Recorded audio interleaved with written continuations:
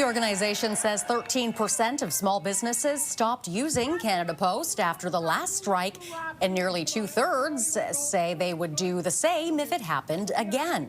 The Federation is urging the federal government to step in to end the strike. Last year's strike cost small businesses more than $1 billion. Let's bring in Ian Lee, business analyst from the Sprott School of Business at Carleton University. Ian, welcome. The Canadian Federation of Independent Business says Canada Post is at risk of losing two-thirds of its small business customers if the strike continues. How damaging would that be to a Crown corporation already in dire straits? I think it'll be devastating. It's going to be catastrophic. Remember, they've already lost approximately 70% of their letter mail, which is their historic core business of letters going back 2 centuries. But on the parcel side, they've lost, which is the future of Canada Post, because parcels are going up. Even though letters are going down across the country, parcels are going up because e-commerce is increasing every year, according to Statistics Canada, by 9% a year increase compound. But Canada Post share has been collapsing. They've lost over 1/2 of it, and parcels are the future of Canada Post. So now they're on strike, and those small businesses, which are the backbone of the users, are probably walking away because they're looking for alternatives. And so this is very, very risky and dangerous for Canada Post. Are there enough alternatives for small businesses at this time, and are they cheap enough to be viable?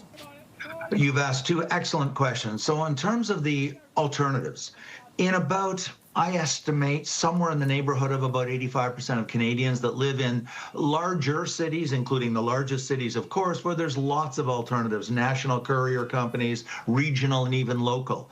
So that's about 85%, the obvious, the GTA and Vancouver and Calgary and Edmonton and so forth. The rural people, though, are going to be in a different situation where those small towns and villages across Canada where there are no alternatives. That's one big issue. And in terms of the cost, I don't deny that it's probably going to be more expensive to use commercial alternatives. And then all those small businesses are going to have to say, well, do I want reliability at a higher cost versus cheaper cost, but they're not always there because they're on strike.